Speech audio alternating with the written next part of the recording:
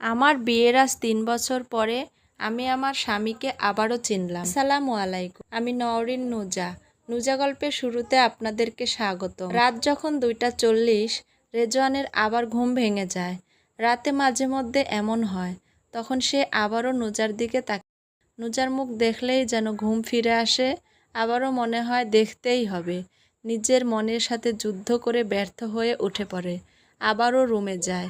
নুজাকে কিছু সময় দেখে আসে, কিন্তু শান্তি পেলে আবারও নিচে এসে আরিজের পাশে শুয়ে পড়তে নেয়।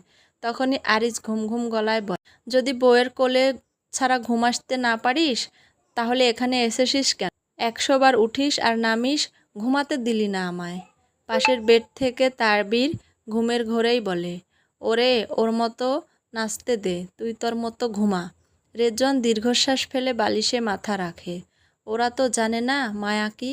একবার কারো মায়ায় পড়ুক, তখন বুঝবে। আহ, এই নুজাও আমাকে শান্তিতে ঘুমাতে দেয় না। কতই না ভয়াবহ এই মায়া। রেজওয়ানের চোখ ধীরে ধীরে লেগে আসে, কিন্তু ওই যে অভ্যাস, তাই আবার ঘুম ভেঙে যায়। এখন সময় 3:30। এই সময় নুজা তাহাজ্জুদ পড়ে, আর ও তা তৃপ্তিভরা চোখে দেখে। রেজওয়ান অতি সাবধানে উঠে আবারও রুমে আসে, কিন্তু এইবার রুমে এসেই থমকে যায়। নুজা উঠে গেছে, মাথায় ওড়না জড়িয়ে ওয়াশরুমের দিকে যাচ্ছে। নুজাকে দেখে ধক করে ওঠে রেজওয়ানের কলিজা। আর একটু আগে এলে ধরা পড়ে যেত। আল্লাহ বাঁচিয়ে দিয়েছেন, ইগো হার্ট হয়ে যেত।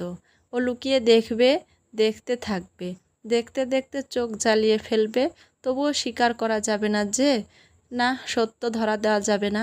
আমি তাহাজ্জুদের জন্য উঠে অজু করতে যাচ্ছিলাম, তখনই দেখি রেজওয়ান। উনি এত রাতে এখানে কি করছেন? আজ তো নিচে ঘুমিয়েছেন। আমি থেমে গিয়ে ওনার দিকে তাকিয়ে জিজ্ঞেস করি, আপনি এত রাতে এখানে? রেজওয়ান নিজের ট্রাউজারের পকেটে হাত ঢুকাতে ঢুকাতে বলে, কেন?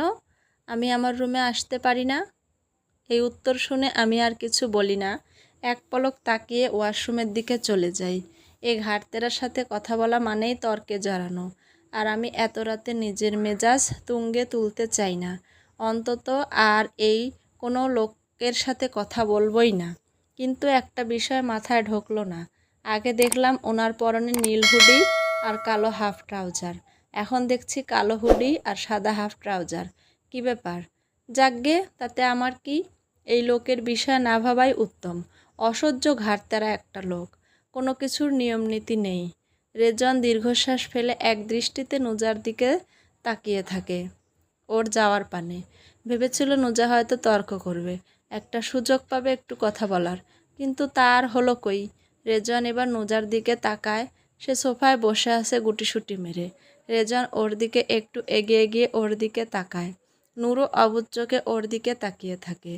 রেজওয়ান চারপাশে মাথা ঘুরিয়ে মুচকি হেসে বলে, বাবারে, তুই কত লাকি। ইস, তোর মতো লাকি যদি আমি হতাম, তাহলে আমার বউয়ের কোলে আমিও তোর মতো ঘুমাতে পারতাম। বেচারা নূর কিছু না বুঝে অবুঝ চোখে রেজওয়ানের দিকে তাকিয়ে থাকে।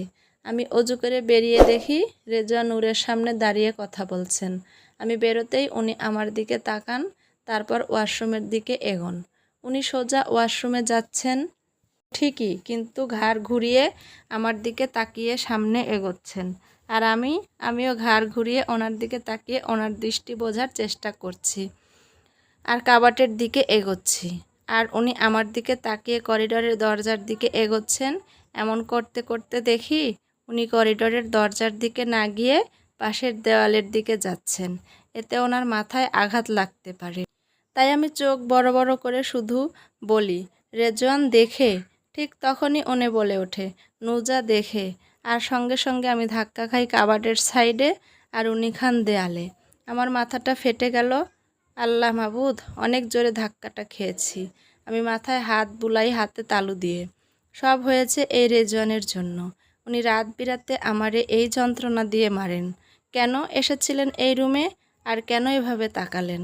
না উনি তাকাতে, না উনি আমার দিকে দৃষ্টি রাখতেন, তাহলে এত জোরে আর আমি ধাক্কা খেতাম না। শয়তান একটা লোক এই মানুষ। উনি মাথায় হাত বুলিয়ে তাড়াতাড়ি করিডোরের দরজা খুলে ওয়াশরুমে চলে যান। আমায় দিনে জ্বালিয়ে মারেন, আবার রাতেও।